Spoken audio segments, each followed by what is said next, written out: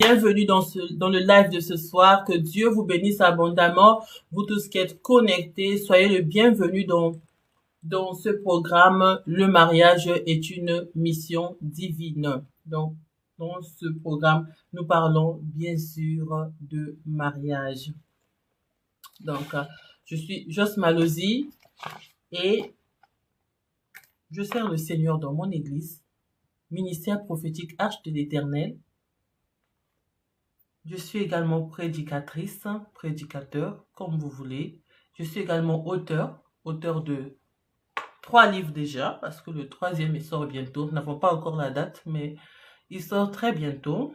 Et le Seigneur m'a mis au cœur de parler de mariage dans cette émission, dans ce live. Donc le grand thème en fait, c'est le mariage est une mission divine. Et la semaine dernière, nous avons parlé des fondamentaux. Nous avons parlé des fondements du mariage. Nous avons dit que le mariage doit être bâti par le Seigneur. Nous avons dit que si l'Éternel ne bâtit un mariage, si vous bâtissez vous-même avec vos émotions, avec vos failles, votre mariage est voué à l'échec. Et tout mariage qui désire croître, qui désire voir le déploiement, qui désire avancer, doit être bâti sur la parole de Dieu, sur le fondement de la parole de Dieu. Et ce que nous avons partagé la semaine dernière. Et nous avons lu le passage du psaume 127 qui dit « Si l'Éternel le bâtit, celui qui travaille bâtit en vain.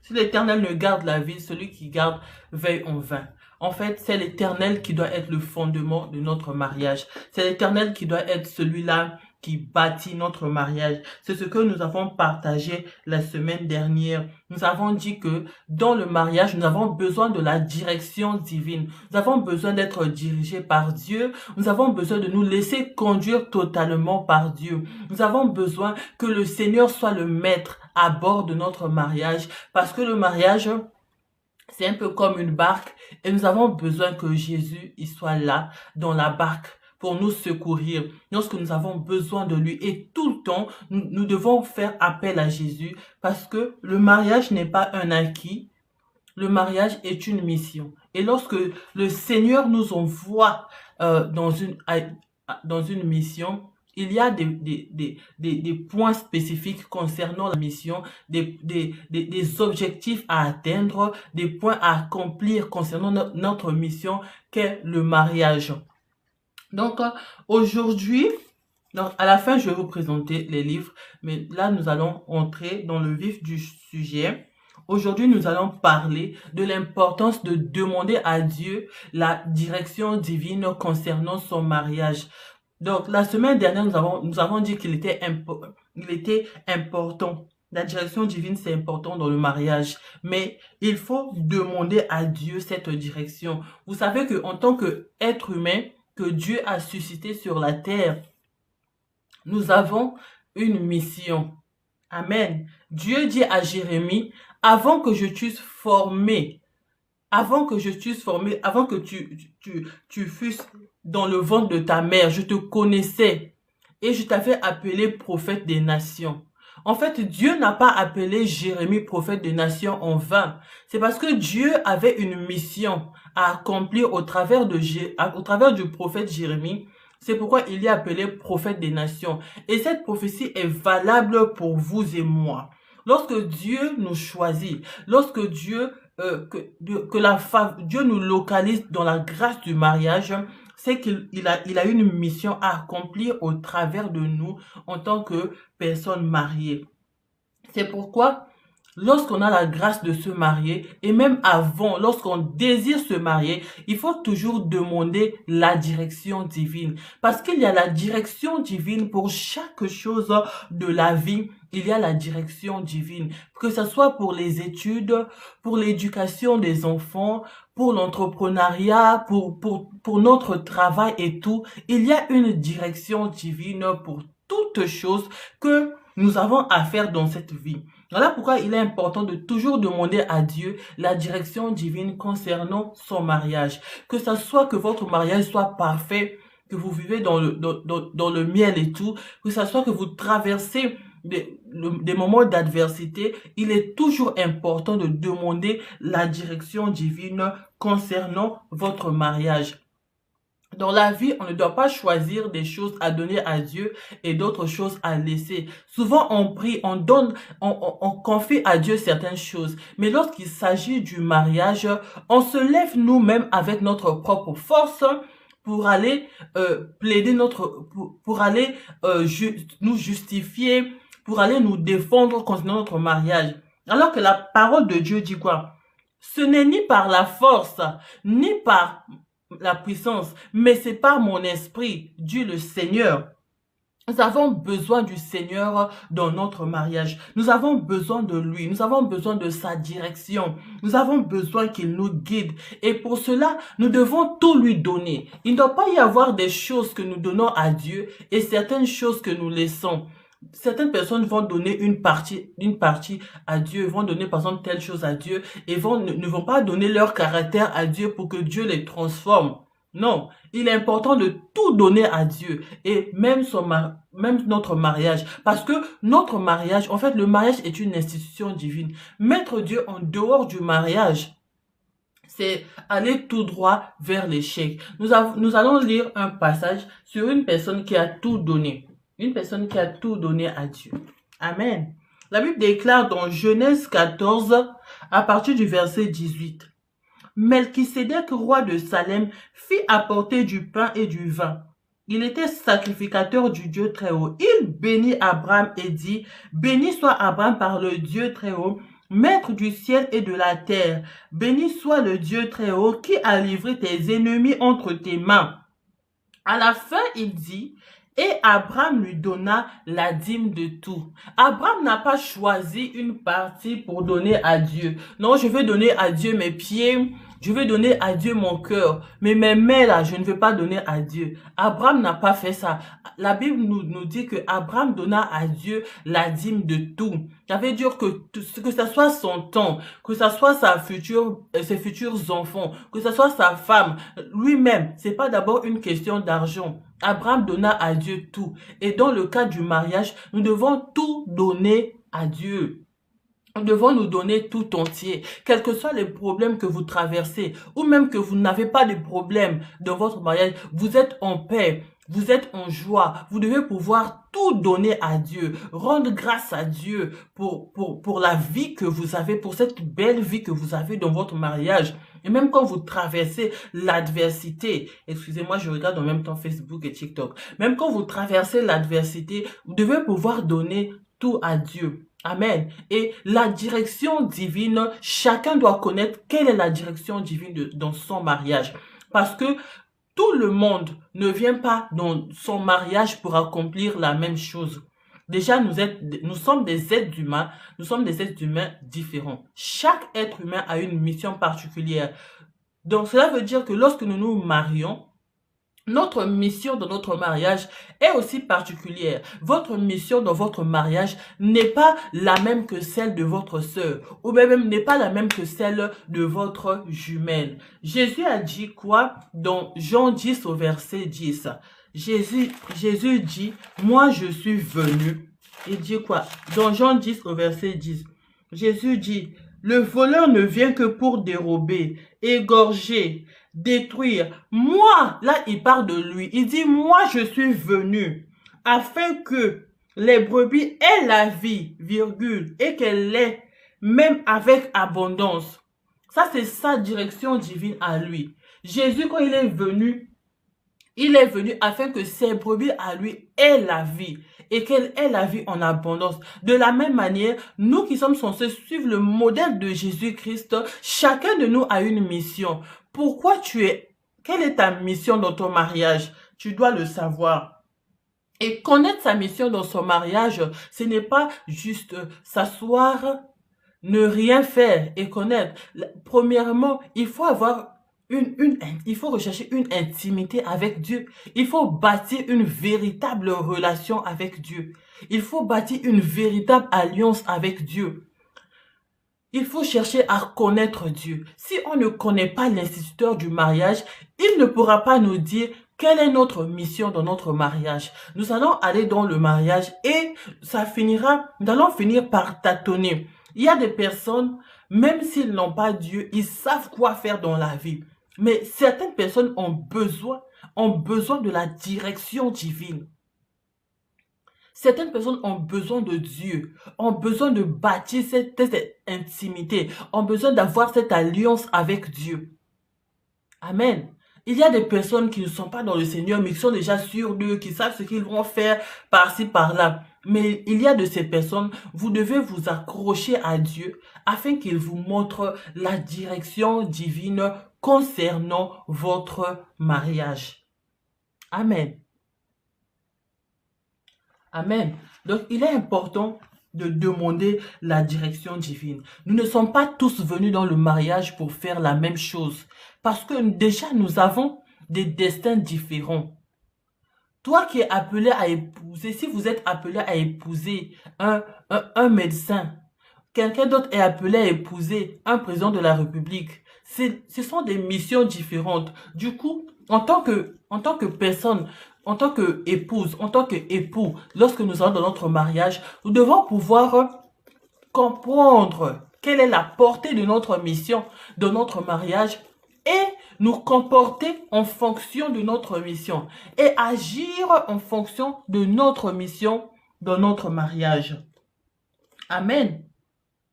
Lorsqu'on ne comprend pas quelle est notre mission dans notre mariage, lorsqu'on ne comprend pas la direction divine dans notre mariage, nous allons tâtonner. Amen. Nous allons véritablement tâtonner. Parce que nous allons prendre des chemins qui ne sont peut-être pas les nôtres. Et nous allons nous retrouver dans des conflits. Amen. Voilà d'où l'importance de comprendre c'est quoi la direction divine pour ton mariage. Amen. Et je vais lire la parole de Dieu. J'allais dire, obéir à la direction divine dans votre mariage peut vous éviter la stagnation. Oui, lorsqu'on obéit à la direction divine concernant notre mariage, ça peut nous éviter la stagnation. Beaucoup de couples sont dans la stagnation parce qu'ils ne marchent pas sur le chemin que Dieu a tracé pour eux. Ils sont pas sur le chemin de la mission que Dieu a prévue pour eux pour leur mariage. C'est pourquoi beaucoup de couples vivent dans la stagnation aujourd'hui.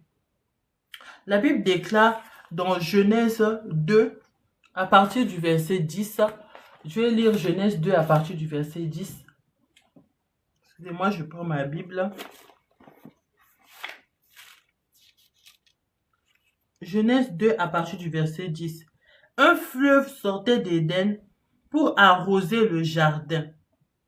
Là, Dieu a déjà mis l'homme et la femme dans le jardin d'Éden. Maintenant, il va barricader le jardin par un fleuve qui se divise en 4. Mais ce n'est pas en vain qu'il le fait. Il y a toute une histoire derrière. Un fleuve sortait d'Éden pour arroser le jardin, et de là il se divisait en 4 bras. Le nom du premier est Pishon. C'est celui qui entoure tout le pays de Havila où se trouve l'or. L'or de ce pays est pur. On y trouve aussi le bdellium et la pierre d'onyx. Le nom du second fleuve est Gihon. C'est celui qui entoure tout le pays de Couche. Le nom du troisième est Hiddekel. C'est celui qui coule à l'orient de la Syrie. C'est celui-là qui m'intéresse.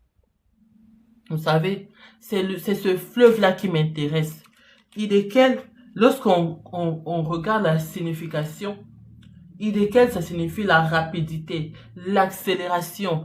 Hiddekel signifie également la vitesse surnaturelle. En fait, les noms des 4 fleuves qui sont cités dans la Genèse, ce n'est pas pour rien. Ce sont les choses que, concernant le mariage, ce sont les choses que nous sommes censés vivre lorsque nous suivons la direction divine. Ce que Dieu dit par rapport à notre mariage. On dit que le nom du troisième fleuve qui entourait le jardin d'Éden s'appelait Hiddekel. Hiddekel, c'est le symbole de la rapidité. l'accélération, la vitesse surnaturelle. Ça veut dire, lorsque vous êtes marié et que vous suivez la direction divine, vous allez vivre le plan de Dieu en accéléré. Vous n'allez pas connaître les tâtonnements, vous n'allez pas connaître la stagnation. Lorsqu'on vit la stagnation et les tâtonnements dans le mariage, il faut qu'on cherche quelque part. Nous avons péché. Quelque part, nous n'avons pas peut-être suivi la direction divine. Amen. Donc ici, la Bible nous précise que le nom du troisième fleuve est Hiddekel. C'est celui qui coule à l'orient de la Syrie. Amen. Et le quatrième fleuve, c'est l'Euphrate. Je ne veux pas expliquer la signification de tous les fleuves. Vous pouvez le trouver dans mon livre, Marié hors d'Éden. Là, je détaille vraiment la signification des noms des 4 fleuves. Amen. Donc, c'est ça. La direction divine, c'est parfois aussi différent de nos compétences naturelles. Souvent, on va se baser sur les compétences naturelles pour suivre ce qu'on veut faire. Parfois, la mission de Dieu pour nous est différente de nos compétences, de nos capacités naturelles. Parce que Dieu, parfois, il ne choisit pas forcément des personnes qui sont capables. Il appelle les gens et c'est lui qui donne la capacité. Amen. La direction divine pour nous n'est pas forcément synonyme, n'est pas forcément la même chose que nos capacités naturelles. Nous pouvons être capables de faire telle et telle chose, mais Dieu vient, il nous donne la mission de Dieu pour nous est autre chose que celui que nous savons faire. Mais nous devons pouvoir suivre la direction divine, écouter la voix de Dieu, avoir une alliance avec Dieu. Amen. J'aime beaucoup cette partie des 4 fleuves parce que ça explique vraiment comment Dieu comment Dieu a cadré le mariage, toutes les bénédictions qui cadrent le mariage qui est selon la direction divine. Aujourd'hui, je ne veux pas expliquer la signification de tous les 4 fleuves, mais peut-être un autre jour, je donnerai une définition d'un autre type de fleuve, par exemple l'Euphrate, ou Pichon ou Guillon. Mais aujourd'hui, nous allons parler de Hiddekel. La Bible dit que le nom du 3e fleuve est Hiddekel. Hiddekel signifie la rapidité, l'accélération. Hiddekel signifie la vitesse surnaturelle. Lorsque nous nous marions et que nous suivons correctement Dieu et que nous ne laissons aucune porte ouverte, parce qu'on peut penser qu'on suit Dieu, mais dans le spirituel, il y a des portes ouvertes. Ça, c'est surtout le prophétique qui sait comment détailler cela. Amen. Donc, ne laissons aucune porte ouverte afin de vivre la stagnation. Nous devons pouvoir être à l'écoute de Dieu, être sensible à ce que Dieu nous dit et suivre la direction divine, que ce soit pour notre mariage ou pour toute autre chose. C'est manifester Jésus-Christ. C'est être comme Christ. Nous devons être comme Christ. S'agissant de notre mariage, nous devons être comme Christ. Parce que l'exemple de nos mariages, en fait, le mariage entre l'homme et la femme, c'est juste la préfiguration de Jésus et de l'épouse. Raison pour laquelle nous devons être comme Christ dans notre mariage. Nous ne devons pas vivre notre mariage de manière charnelle. Faire ce que nous voulons sans demander l'approbation de Dieu dans les choses que nous voulons faire. Nous devons suivre Jésus. Nous devons être comme Christ. Faire ce que Dieu veut qu'on fasse pour notre mariage. Nous ne devons pas faire ce que le voisin fait. Parce que chaque personne a sa mission dans le mariage. Ma mission n'est pas votre mission. J'ai une mission particulière dans mon mariage. Vous avez votre mission à vous dans votre mariage. Raison pour laquelle il faut prendre... C'est bien d'être conseillé, oui, par des personnes avisées, mais il faut écouter la voix du Saint-Esprit. Qu'est-ce que Dieu dit pour votre mariage à vous? Qu'est-ce que Dieu dit? Parce que l'autre peut appliquer telle chose, ça fonctionne pour lui dans son mariage. Mais vous, ça ne fonctionne pas. Parce que peut-être que pour vous, la mission n'est pas la même que pour votre voisin. Raison pour laquelle il faut toujours demander à Dieu quelle est votre mission à vous, auprès de votre épouse, auprès de votre époux. Quelle est votre mission? Amen. Dieu nous envoie en mission dans le mariage et il nous le demandera au dernier jour. Qu'est-ce que nous avons fait du mariage qu'il nous a donné? Dieu nous le demandera. Voilà pourquoi il est important de comprendre quelle est sa mission et d'agir dans son mariage en fonction de sa mission. Chaque personne a une mission différente. Il y a des personnes qui viennent dans le mariage pour propulser un homme financièrement. Il y a des personnes qui viennent dans le mariage pour libérer son mari ou sa femme des batailles spirituelles. Chaque personne a une mission. Voilà pourquoi dans la Bible, il y a plusieurs types de mariage. Tout le monde n'a pas la même mission. Abigail avait sa mission, Ruth avait sa mission, Esther avait sa mission. Tout le monde, chacun a sa mission. Donc c'est bon de prendre les conseils, c'est bon d'écouter. Mais après avoir écouté, il faut aller vous cacher et entendre le Saint-Esprit. Entendre le Saint-Esprit, éteindre tout ce qui est distraction et entendre ce que l'Esprit vous dit par rapport à votre vie, par rapport à votre mariage. Il est important d'écouter Dieu. Parce que le mariage est une mission divine. Le mariage n'est pas simplement une question de deux personnes qui s'aiment. Oui, il y a l'amour, mais il faut comprendre la direction divine derrière deux personnes qui s'aiment. Quelle est la direction divine? Parce que lorsque nous n'accomplissons pas notre mission, ce pourquoi nous sommes venus dans le mariage, c'est pourquoi Dieu nous a mandatés dans un mariage. Lorsque nous ne comprenons pas et que nous n'accomplissons pas, notre mariage peut nous emmener en enfer. Et Jésus revient bientôt. Il est plus que temps de suivre le Seigneur, de l'écouter, que ce soit pour notre mariage ou pour toute autre chose. Nous devons être à l'écoute de Dieu. Nous devons être à l'écoute de sa parole.